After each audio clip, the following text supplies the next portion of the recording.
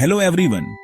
आज हम ईसा मसीह की जिंदगी के सबसे जरूरी वाकये के बारे में बात करेंगे, उनका बपतिस्मा, जो यूहन्ना बपतिस्ता ने यरदन नदी में दिया था।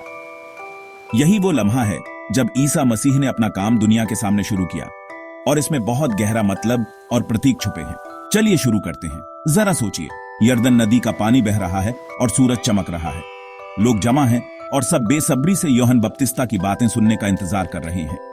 वो बहुत नेक इंसान है, ऊंट के बालों के कपड़े पहने हैं और कमर पर चमड़े की पेटी बांधी है। वो लोगों को बपतिस्मा दे रहे हैं और कह रहे हैं कि वो अपने गुनाहों से तौबा करें और क्रिस्टा के आने की तैयारी करें। और फिर वो आ गए।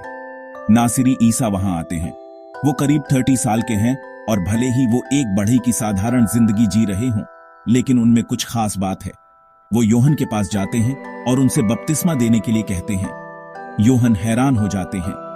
मुझे तो आपके द्वारा बपतिस्मा लेने की जरूरत है और आप मेरे पास आ रहे हैं, वो कहते हैं। ईसा जवाब देते हैं, अभी ऐसा ही होने दो। हमें ऐसा करना चाहिए ताकि सब नेकी पूरी हो।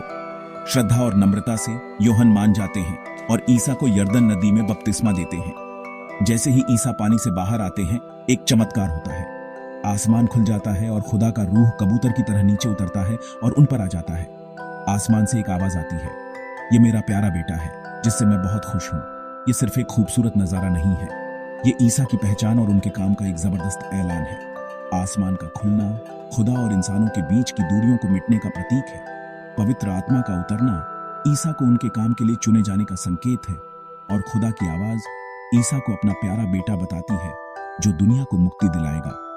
ईसा का बपतिस्मा हमें नम्रता, आज्ञाकारिता और खुदा के प्यार की बदलने वाली ताकत की याद दिलाता है।